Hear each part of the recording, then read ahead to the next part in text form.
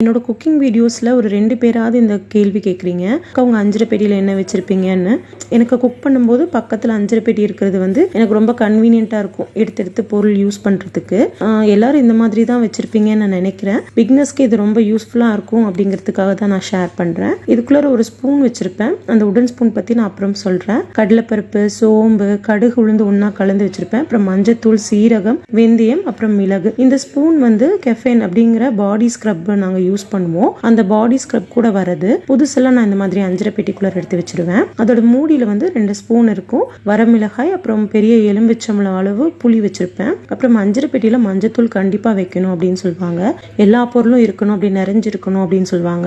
அப்பதான் லட்சுமி கடாட்சியமா இருக்கும், அன்னபூர்ணி நிறைஞ்சிருக்கும். இதுல நான் பட்டை, கிராம்பு, ஏலக்காய், அந்த பிரியாணி ஸ்பைசஸ் எல்லாம் நான் வைக்க மாட்டேன். ஏன்னா ஓப்பனா இருந்துச்சுன்னா அதோட ஃபிளேவர், வாசனம் எல்லாம் போயிடும். அது தனித்தனியா ஒரு கிளாஸ் பாட்டில தான் போட்டு வச்சிருப்பேன். அது இன்னொரு தடவை நான் காட்டுறேன்.